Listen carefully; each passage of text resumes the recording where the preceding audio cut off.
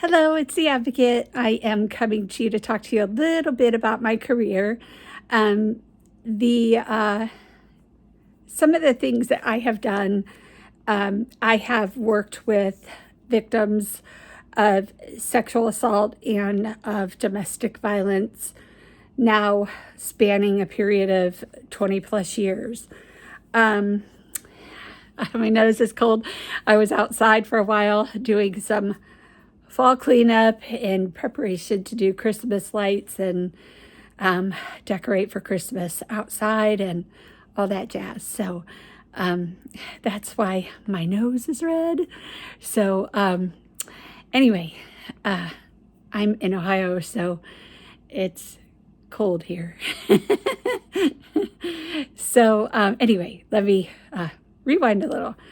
One of the things that I did going back, and I'm going to jump around a lot on my channel just because I'm going to think of things that are relevant to what is happening on the world stage or on the national stage, or just that's hitting the media right now, that's hitting just, gosh, domestic violence, homicide is just everywhere. It's so sickening. And I mean, come on, people, just get a divorce and move on. I'm not a proponent of that, but it happens. And if it's going to happen, I'd rather that happen than the homicide. Just come on, move on. So, I was a domestic violence advocate for the courts in Columbus, Ohio. I worked in the DV unit for the Columbus City Attorney, and for the purpose of protecting, even though it's public record and all that jazz, I'm not going to use actual victims' names. I'm not going to use the defendant's name even. So I'm going to tell you a couple stories about how situations work and how victims impact their own stories, and how defendants impact the stories, and how the courts impact the stories. And you'll see that as I share. So I'm going to tell you this story about, see the name that my husband came up for this guy.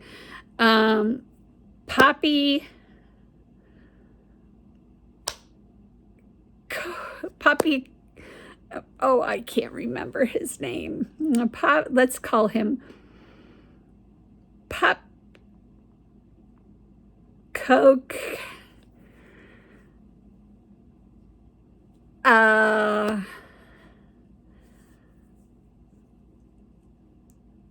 Mystery. All right. So Mr. Pop was a little crazy. Mr. Pop liked women. He liked power. He liked cocaine. He was into some hardcore things obviously cocaine is one of those things, but he was into pornography and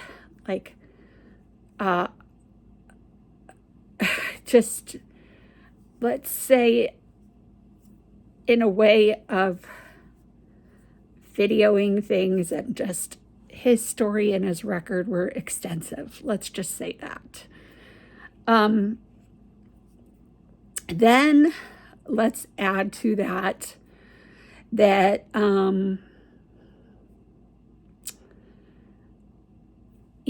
is Columbus, and he thought he was a tough guy, right? He thought he could do what he wanted. He thought he was a player on the big screen, right? But he wasn't. Well, Poppy Boy, he had gotten away with some stuff before. He had had a prior situation out of another state. Let's not even going to use its actual state, we'll say out of Wisconsin. And he had gotten into an incident with another female and did not like the way things were going. And so he decided he would burn down the apartment complex. And he got away with that. And him and his sister got into some trouble in Columbus, and they had the same attorney and got the attorney disbarred because of stuff that they did. And it got him to like tangle up in representing one of them. And yeah, just shady. So, Mr. Mystery met my prosecuting witness. I'm going to call her Susie. Susie had been through some stuff. She had several children by different baby's daddies. Very beautiful, sweet. She just got hooked up in the wrong stuff. She met Mr. Mystery, I believe online. And in the first week of them talking, he was Mr. Cool. He was love bombing Susie like mad. He was taking her shopping. He was buying her things. They were going out to nice restaurants, and they were hanging out a lot. And Susie was like, whoa, like, this guy is something. Like, I thought he was the bomb. And so this one particular night, they go out and they get back to his house, and she gets a text message from a friend of hers, literally platonic friend. It's like 2:30, 3 o'clock in the morning, and friend asks if she's doing okay, like if she got home okay, like wherever she was at, like, and Mystery says, who's that on the phone? And she's like, oh, it's so-and-so. She explains the situation, like, oh, you'll meet him eventually, like, you know, blah, blah, blah. Like, we're just good buddies. Like, so he accuses her of sleeping with him and ratchets up to like a level 22. Like, he is ticked. And she's like, whoa, what happened to my love bombing guy? And so, sorry, I'm getting some messages across my top screen. I needed to get them out of my way. So, what happens next is, you know, this is how it works with TV, right? He grabs the nearest thing, a dish towel. I mean, after he's like roughing her up a little bit, and she's like, just chill. Like, this is seriously no big deal, right? As the kids say, NBD, like no big deal. And he starts choking her out by pushing this dish towel down her throat, and he is mad. I mean, he is seriously trying to like suffocate her. And she is like, whoa, like, you know, seriously upset. She gets the dish towel out of her mouth, like she's fighting him off of her, and all of a sudden, sorry, I'm not laughing at the story. I just knocked something over, and so what happens is she's like, I want to go home. And so he's like, okay, well, like, all right, you can drive my car. I'll take you home.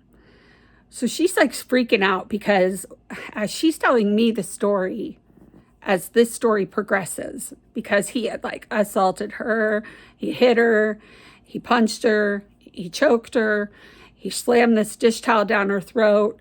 She's got petechiae everywhere. If you don't know what petechiae is, it's when you're being choked or strangled. You'll start getting like little red bumps around your eyes, in your eyes, can come up on your cheeks. It can come all around your neck. And it's not good, especially when you're being strangled. Just as like you can't breathe. So it just like those capillaries start breaking. So what happens next is he's got a BMW. You know, he's the cool guy. And she's feeling like he's going to do something while she's driving because she had the bad vibe, man. So she had one hand on the door, like doorknob, like she was going to just jump out if she had to. And like he was in the passenger seat. Like, this is his car. Like, why is he doing this? And she gets home and finally does get in her house and everything. And she does call Columbus police when he leaves or whatever. And he is arrested. And the next day she comes to my office and I do the paperwork for, well, it wasn't a domestic because they weren't living together. They didn't have kids together. No prior like intimacy or whatever. Like, so there was none of that met the criteria for a DV, which is, according to Ohio statute or the statute anywhere, you have to have something there, either marriage or some kind of familial relationship or a child together or blah, blah, blah. So it met the criteria, though, for the second half, which was assault, right?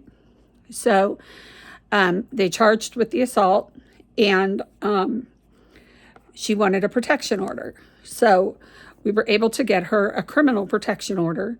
And then if she wanted the civil protection order, she would have to go over to the other office, which was over in the other courtroom. And they issued the civil protection orders next door. So we asked the judge for a very high bond because we knew he had access to money. We knew that he had a prior history of blowing up the other building from a prior relationship. We knew that he was a very violent person. We knew that his sister owned a publishing company. We knew that there was access to resources. And we happened to get one of the judges that was terrible about bonds. Like, terrible. And I presented every single lethality factor. So with domestic violence cases, there are lethality factors. Lethality factors present as prior convictions, weapons, strangulation, pregnancy, harm to animals, use of drugs and alcohol. Let me think of all of them. I should be able to rattle them all off the top of my head, but I will be able to shortly here. I can't think of them right off the top of my head right now. But in Ohio, it's called Amy's Law. And Amy's Law allows us to trump the charges and also enhance to a felony if need be. If it is a domestic violence, we can enhance it to a felony based on prior convictions, based on certain other elements that meet that criteria. I wish every state did it that way, and that's not the case. And that is quite the conundrum. And let me tell you, this girl here goes round and round with the National Coalition of Domestic Violence, always posting, always commenting towards them and asking for some kind of uniformity nationally, state to state, that makes domestic violence some kind of uniform charge. Like in the state of Colorado, they get charged out of an incident. Wait a minute. So if you break in and it happens to be a former spouse, then you could charge a DV out of it. Like, that's so dumb. Like, I wish their attorney general would change some laws. I hate it. I hate it. I hate it. I hate it. Gee, I wonder why everybody goes to Colorado to kill their spouse, right? The laws are so loose, and I don't like it. And unfortunately, then you've got National Coalition Against Domestic Violence housed right there in Denver. And it's like, doesn't make any sense to me why they are not at every single one of these trials, and raising all kinds of heck. Like, it makes me crazy. I asked for them to basically form a petition line, riot, whatever, not riot, but protest would be the better word, outside of the courtroom when Judge Lama was saying domestic violence couldn't be heard in Suzanne Morphew's case before it was dismissed without prejudice. And they did not do that. And there's a domestic violence shelter right there. And Suzanne went to that shelter to seek out help and talk to people. And they would have gladly have done something. And yet the National Coalition didn't head anything up. And like, there's willingness there in the community. I digress. Let me go back to Mr. Mystery and Susie. So the judge does not issue a high bond. It's definitely able to be met. It was like $100,000 cash surety, and he could post that bond. No problem. It's $10,000. Give me a break. And I was furious. I made my facial expressions show everything. And sometimes that impacted the judges there, and sometimes not so much. I immediately stepped up to my prosecutor, because I worked arraignment court a lot, mostly during my tenure there. And my prosecutor, I call her my prosecutor, she was the arraignment court prosecutor. So it was the same person that I worked with most of the time. And I said, look at this, look at this, look at this, like, readdress him and see if he'll listen to you. So she did, and he got an attitude with her, and how dare you question me, kind of thing. Well, that was the end of that. And needless to say, he did issue the protection order, but that didn't do any good. I mean, listen, Pop, and you're going to find out why I'm calling him Pop. He is not intimidated by what the judge says. So I walk over and I crack that protection order into his hand, and let him know that he's nothing, literally. Like, I can't speak to him, but I pop that thing in his hand. My son laughs at me because their hands would be cuffed, and I slide that thing in their hand rough. And he was still little. He was like in middle school, but he would sometimes go to court with me. If he had school days off, he would want to go to court with me.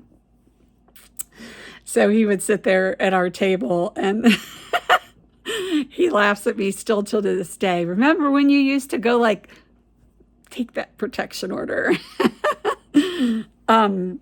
Anyway, So fast forwarding. So Susie is freaking out, and he basically calls her. He posts bond, he calls her, and she doesn't know what to do. And she met up with him, and then she calls me and tells me this, and I was like, girlfriend, you can't, like, he's in violation of the order, and he would get arrested, but it's like not going to look good in front of the judge if you're arranging to meet him or whatever. And she's like, but he's scaring me. So I am just trying to figure out how to keep myself safe. So fast forwarding, like, she met up with him.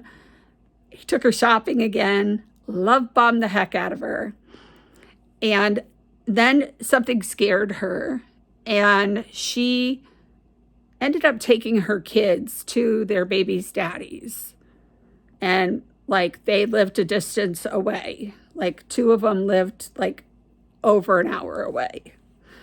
And then when she was coming back from taking one of them away, which actually happened to be across state lines, he called her and said, why are you, and she didn't answer, but it had a voicemail and said, why are you here in this place? And she was like, what the hell? How does he know that I'm in West Virginia? And I said, well, he's got your car tagged. And so we need to have you come in and go to Columbus Police and have your car scanned for a device. And so she gets home, puts her packages from shopping or whatever down. All of her kids are with their dads. So she's like, didn't have anything to worry about. Lays down on her bed for a second. Her phone rings. It was him. She doesn't answer it. And all of a sudden, she hears the glass break, and she stands up and is like, what the heck? And she goes to like open her front door. And as she steps her foot out the front door, he says, keep effing with me, bitch. And he's standing on her front porch. He threw a Molotov cocktail through her window, and her house exploded. Thankfully, her kids were not home. And she kept running, and he just stood there. And she went to like a neighbor's house or something and called the police. It almost killed her. It was the most heart-wrenching thing, because she literally was seconds from just death, like, and literally knew this guy just a couple weeks, like, and he just got so crazy and possessive, and he literally almost took her life. And so this case it gets so hard because he didn't stop there. He ended up posing as a Columbus police officer and going around to her kids' daycare and to places that she hung out, and saying that she had like herpes and like all this stuff, and posting signs with pictures of her on the doors, like where she would go to places. He did all kinds of crazy stuff. I think we got him on 17 charges of menacing by stalking. I don't screw around, yo. I listened to every single one of his jail calls. Every day I got out of court, I listened to his jail calls. His bond, I got his bond to be so high he couldn't get out of jail for a while. And then he did post bond, well, I take that back. He did get out of jail again. And then we had SWAT have to go in after him because he was stalking her. Our stalking unit was going through his trash and everything to just try to figure out everything that he was doing. And like, I mean, so this is where people mess up. Lots of people. The judge screwed up not once but twice with the bond. He shouldn't have got a bond. His bond should have been so high, his ass couldn't have made it. Like, seriously. Like, his bond, like literally unbelievable, right? The first time, $10,000. Are you kidding me? And then on top of it, then like the second one was like nothing either. And then the second bond, I can't remember what that one was. And I literally went back to the bail bondsman and I said, please don't post his bond. I was like, I'm telling you right now, run his record and look at him. And let me tell you, his access to money, and he's going to run. And so they were watching all of that. Next thing you know, like I said, we had 17 charges of menacing by stalking, of things he was doing to her. In Ohio, I don't know about where y'all are at, whoever's watching, but they can be stacked. Each separate sign he put everywhere. Each place he went to her work, he impersonated officers, he did all this stuff, and every single one of those was a separate charge. Oh yeah, I brought the noise and the funk right after him. So he got just piled up with charges. And then obviously arson, and he probably could have gotten some more charges, but then here's another place that everybody messed up. So they had his BMW in for, because it was evidence. You had the gas cans, it had the stuff, it had his shoes with stuff on it, the whole 9 yards, like, and the city sold his car at an auction before it went to trial.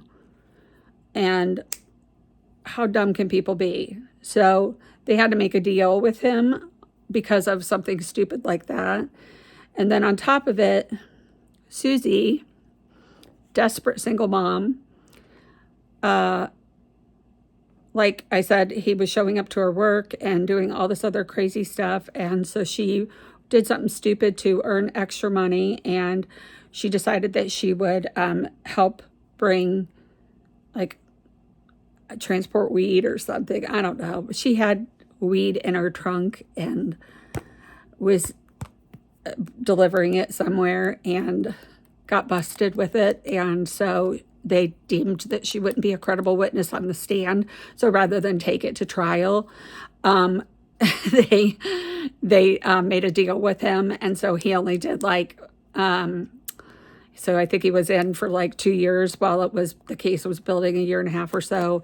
And then he only did an additional like 5 years, which he could have done more time, like by far, with all the charges, because of all the jail calls that I listened to and everything. Like they could have gotten him for a lot more time. It was in felony land by this time, obviously. And it was no longer a misdemeanor, but I built one hell of a case to get it to that point. And several people failed. The judges failed. The police department failed. The victim made a desperate, stupid mistake and failed herself. Like,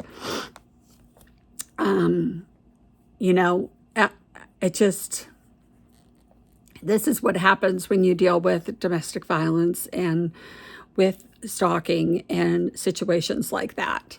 So that's just one example I wanted to share with you about, you just have to keep pushing with these kinds of cases because there's one common denominator. It's human, and there's people, and there's such raw emotion and feelings and terror and fear and so much working all the time that you just have to kind of keep pushing through it, and somebody has to stay like level-headed and like keep going. My job was to empower Susie and help her feel like she could do it, and she could get away from this, and she could be a better person and be a good mom and protect her kids. And she didn't need junky guys like this. Like, she didn't need to be finding these guys that were coke heads, and and she didn't need to be finding these guys that were shoving dish towels down her throat and getting ready to pounce on her in the vehicle while she was driving, or throwing a Molotov cocktail through her window with, oh my gosh, or like stalking her every move. Like, she didn't need to be settling. She could be good with who she was and be mommy to her littles and live life. And after I left there, she called and asked if she could talk to me, and they asked if they could give me, get us in touch. And I said yes, and she called, and I talked to her for a while, and she was doing really good. And even though he was getting out of prison,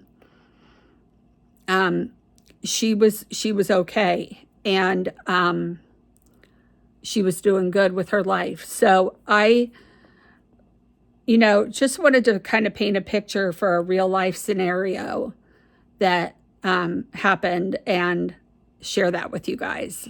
All right. So you can leave your comments or questions down below, and remember to speak up and speak out, and just remember that love shouldn't hurt.